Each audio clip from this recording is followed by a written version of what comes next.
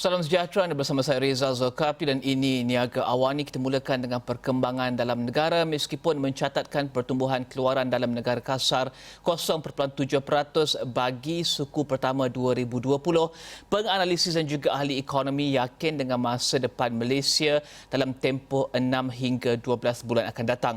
Mereka berkata sektor pembinaan, pengangkutan dan juga teknologi maklumat bakal menjadi pemacu utama kepada pertumbuhan ekonomi pada masa hadapan.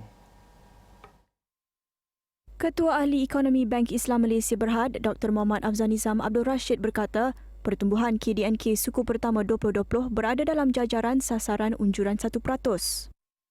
Tambahnya, kes jangkitan telah melandai dan ini menyediakan ruang bagi membuka semula ekonomi dan menjangka ekonomi mula pulih seawal suku keempat 2020.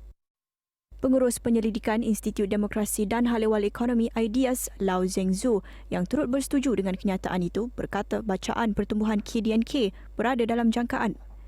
Ini kerana ekonomi negara pada tempoh 2 bulan pertama, suku pertama berkembang dengan agak kukuh.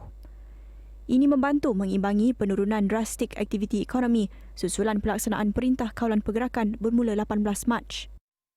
Menurut Lau, separuh kedua tahun ini dijangka lebih baik daripada yang pertama memandangkan ekonomi secara beransur-ansur akan pulih daripada implikasi sosioekonomi PKP.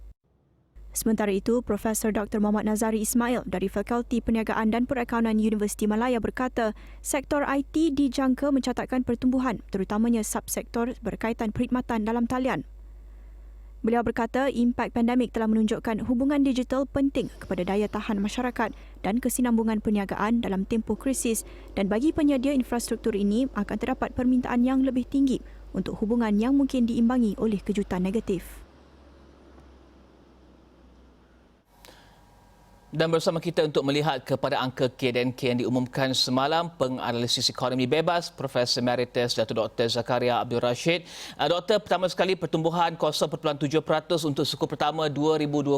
Pertama sekali, mungkin pandangan doktor secara amnya tentang angka tersebut kerana ia mengambil kira 2 minggu terakhir Mac di mana PKP dilancarkan. Kongsikan pandangan doktor.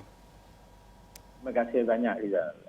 Saya rasa angka pertumbuhan KDNK untuk suku pertama 2020 ini memang di dalam jangkaan. Seperti mana ramai daripada penganalisis yang juga mengatakan sedemikian. Mana angka itu angka yang selari dengan apa yang dijangkakan. Dia merekodkan pertumbuhan sebanyak 0.7 dan kita mesti ingat bahawa angka 0.7 itu merupakan prestasi ekonomi yang sangat rendah. Kita pernah merekodkan yang lebih rendah lagi iaitu pada suku ketiga 2019 pada negatif 1.1%. Tapi alhamdulillah kerana suku pertama ini kita telah pun dapat mengelakkan ekonomi daripada mengalami pertumbuhan yang negatif. Kita juga melihat penggunaan dan juga pelaburan sektor swasta terus menurun. Penggunaan, ya kita faham, namun pelaburan swasta negatif 2.3%. Adakah pandangan doktor, adakah syarikat dan juga perniagaan enggan melabur pada suku pertama dan adakah ini hanya disebabkan oleh COVID-19 ataupun ada faktor lain yang menyebabkan pemerlahan ataupun pelaburan tersebut perlahan pada suku pertama? Kita mesti ingat, Rizal, bahawa suku pertama itu adalah satu tempoh yang merangkumi antara Januari 2020 tahun ini hingga Mac 2020. Maknanya tempoh 3 bulan. Ini panggil sebagai suku pertama ini. Jadi pertumbuhan yang perlahan itu adalah disebabkan oleh kebanyakan kecuali sektor perkhidmatan dan sektor manufacturing mengalami pertumbuhan. Walaupun demikian pertumbuhan itu adalah pertumbuhan yang perlahan berbanding dengan suku yang lepas, terutama suku keempat 2019 itu. Jadi yang sektor-sektor lain kita mesti akui bahawa sektor-sektor lain seperti pembinaan, perkhidmatan, pembinaan, agriculture semua mengecut dengan pertumbuhan yang negatif. Jadi dalam kita lihat dari segi demand side-nya permintaan agregat domestik bagi suku pertama ini lebih rendah daripada suku yang lepas. Jadi kecuali penggunaan apa yang Rizal katakan tadi, kecuali penggunaan isi rumah dan penggunaan sektor awam Yang lain-lain komponen seperti komponen lain-lain komponen permintaan agregat seperti pelaburan swasta dan pelaburan awam. Kedua-duanya saya rasa jatuh agak teruk sekali. Terutamanya investment, private investment. Kalau kita lihat juga ekspor bersih merosot dengan teruk sekali berbanding dengan suku lepas. Ekspor jatuh sangat besar. Sedang import jatuh juga tapi secara sederhana. Jadi ini yang membawa kepada balance of payment kita semakin tidak begitu memberangsangkan. Jadi pertumbuhan 0.7 itu berdasarkan pada kiraan tahunan. Tetapi jika kita kira mengikut kiraan sukuan iaitu quarter by quarter, ekonomi kita sebenarnya sudah pun mengecut sebanyak negatif 2.0%. Ya, Rizal. Ya, dan doktor, adakah situasi di mana pelaburan negatif dan juga sektor-sektor yang menjalani ataupun mencatatkan pertumbuhan ataupun penguncupan pada suku pertama ini, adakah ini akan berterusan doktor lihat, dan juga apa terjadi kepada permintaan luar kita? Kerana doktor menyatakan bahawa dan juga laporan Bank Negara ekspor bersih juga jatuh 37%. Adakah situasi ini akan berterusan untuk suku kedua ataupun pemulihan dijangkakan? Tadi saya dah katakan bahawa, dan Rizal juga katakan bahawa prestasi suku pertama ini hanya merangkumi 10 hari. Dia start daripada 18 PKP 18 hari bulan Mac. Maknanya 10 hari daripada 90 hari. Jadi bermakna pada suku kedua kita akan merasakan impaknya yang sepenuhnya, kerana pada seluruh bulan April dan bulan Mei ini juga kita dah sedang menghadapi PKP juga, walaupun PKP ini PKP bersyarat. Jadi saya rasa dalam suku kedua nanti kita akan merasakan prestasi yang saya rasa lebih membimbangkan lagi daripada suku pertama ini. Jadi tapi walau bagaimanapun angka suku pertama ini telah pun mengambil kira program prihatin yang telah membantu mempertahankan prestasi pertumbuhan iaitu 0.7 positif. Tapi saya fikir kalau tanpa prihatin ini, saya rasa kita dalam suku pertama ini telah pun akan mengalami pertumbuhan yang negatif. Dan saya dah katakan dahulu bahawa prihatin program ini tidak boleh kita harapkan boleh menongkah arus kemelesetan ataupun kegawatan ekonomi semasa dan global. Prihatin ini hanya boleh saya katakan hanya melunakkan sedikit sajalah. Sementara sahaja kesulitan yang akan dialami oleh masyarakat. Kerana ini adalah arus perdana. Kita sebenarnya prihatin ini menongkar arus sebenarnya. Ya, Raja. Dan doktor nyatakan bahawa ini adalah juga kesan daripada pakej rancangan dan juga pelbagai pakej yang diumumkan pada suku pertama tersebut. Adakah pakej tersebut juga akan dilihat kesannya pada suku kedua, pertumbuhan dan juga menongkar arus perdana yang doktor katakan sebentar tadi, ataupun bagaimana kesannya pada suku kedua? Adakah lebih besar lagi kesan arus perdana tersebut? Itulah saya katakan, kalau suku pertama ini kita mengalami pertumbuhan yang positif 0.7 kerana waktu itu 10 daripada 90 hari suku pertama itu. Jadi pada suku kedua ini mungkin pendapat saya berbeza sikit dengan pendapat orang lain. Saya rasa suku kedua ini kita akan mula merasakan pertumbuhan yang negatif. Bukan sahaja mengikut sukuan, tapi juga mengikut tahunan kita akan merasakan negatif. Kerana saya katakan tadi, PKP akan kita rasa sepenuhnya, dan keduanya juga COVID-19 global yang sekarang ni sedang dialami oleh Amerika dan oleh Europe dan juga kebanyakan negara-negara lain. Sebenarnya waktu suku kedua inilah impaknya akan sangat-sangat kita rasai. Dan saya rasa suku kedua akan kita rasai negatif, dan kalau suku ketiga negatif juga lagi, bermakna confirm lah yang kita sedang memasuki tempoh kemelesetan. 2 kali berturut-turut negatif.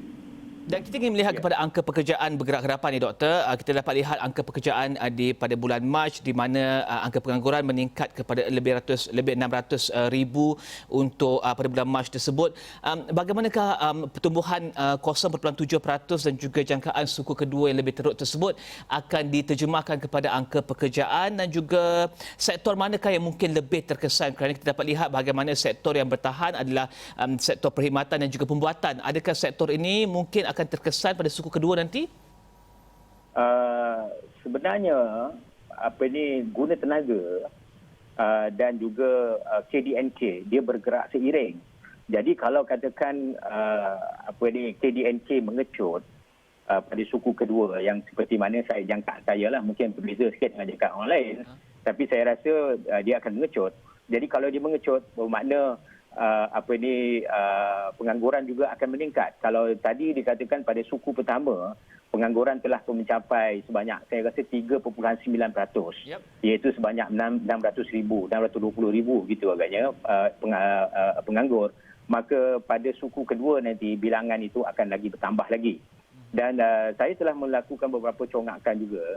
Saya dapati kalau apa yang dijangkakan oleh Bank Negara bahawa pada keseluruhan tahun ini kita boleh mencapai kemelesetan sebanyak, katakan yang paling senario yang paling teruk sekali, iaitu negatif 2%, bermakna kita mungkin tidak akan dapat menikmati guna tenaga penuh lagi.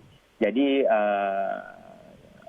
kalau kita cuma berharaplah bahawa di suku keempat, seperti mana ahli ekonomi, ketua ekonomi daripada Bank Islam itu mengatakan, kita harap suku keempat akan kita dapat balik semula positif, tapi keseluruhan tahun 2020 ni saya rasa kita akan mengalami pertumbuhan yang negatif. Ya, kita melihat kepada mungkin sesuatu yang sedikit positif untuk mengakhiri perbincangan ini. Adakah Doktor melihat ada low hanging fruits yang kita boleh buat dan juga kita boleh lakukan dengan pantas untuk memastikan bahawa pemulihan, jika Amerika menjangkakan pemulihan pada suku ketiga, kita menjangkakan pemulihan yang lebih pantas lagi kerana kita dah mula melaksanakan PKPB. Apa low hanging fruits yang Doktor lihat kita boleh lakukan? Kalau begitu, mana kita akan melihat kepada beberapa sektor yang akan boleh menjana penggandaan yang pantas. Kita tahu bahawa ekonomi yang menjana pertumbuhan yang pantas ini adalah ekonomi yang berasaskan kepada petroleum dan gas. Tapi malangnya petroleum dan gas ini pula dia tidaklah ekonomi yang berintensifkan pekerjaan. Jadi kalau ekonomi yang berintensifkan pekerjaan ialah kebanyakannya ialah ekonomi sektor-sektor elektronik dan juga sektor-sektor perkhidmatan, wholesale and retail trade. Dan saya rasa low hanging fruit yang dikatakan itu, saya lebih suka lagi kalau kita tumpukan kepada wholesale and retail trade, kerana di sini banyak B40 yang berada di sana. Dan merekanya adalah labor intensif, dan kita yang penting sekarang sini, selain daripada kita menjana pertumbuhan ekonomi dengan GDP-nya, yang lebih penting lagi ialah saya rasa mengekalkan pekerjaan, iaitu rakyat kita, isi rumah kita dapat menjana pendapatan dan mereka dapat pekerjaan. Soal untuk nak menjana pertumbuhan yang pantas kembali saya rasa itu adalah jangka panjang. Mungkin kita boleh berikan tumpuan itu setelah ekonomi rakyat rasa tenang kembali, kita boleh tumpukan kepada ekonomi seperti itu. Walau bagaimanapun, ini bergantung kepada situasi di luar sana, di negara, di global. Kerana sama ada petroleum akan pulih semula, sama ada elektronik akan pulih semula, bergantung kepada demandnya. Dia itu demand yang ada di Amerika, di Europe dan juga berada di China. Sekarang misalnya contohnya sekarang, China sekarang pun tidak boleh produce at full capacity lagi. Walaupun mereka telah boleh katakan telah lepas daripada COVID, sebahagian besarnya lepas daripada COVID, tapi mereka tidak dapat lagi pulih sepenuhnya kerana supply chain-nya tadi. Maknanya kalau China nak mengeluarkan lebih banyak lagi elektroniknya, dia mesti ada permintaan yang kukuh juga daripada Amerika dan daripada Europe dan daripada negara-negara lain. Begitu juga kita. Kita adalah pengeluar elektronik yang besar. Tapi kalau kita nak mengeluarkan elektronik, nak mengeksport elektronik yang banyak, kita mesti ada cukup material inputnya yang datang daripada negara-negara Eropah, negara Amerika dan negara China. Tapi kalau mereka sendiri tidak mengeluarkan pada kapasiti yang penuh, maka ini akan menjejaskan kita juga. Sebab saya katakan, dia bergantung kepada situasi di luar sana. Terima kasih. Terima kasih Profesor Emeritus Datuk Dr. Zakaria Abdul Rashid, penganalisis ekonomi bebas membincangkan berkenaan dengan angka KDNK semalam 0.7% pertumbuhan untuk suku pertama yang diumumkan yang diumumkan oleh Bank Negara Malaysia. Kita akan berehat seketika, kembali selepas ini.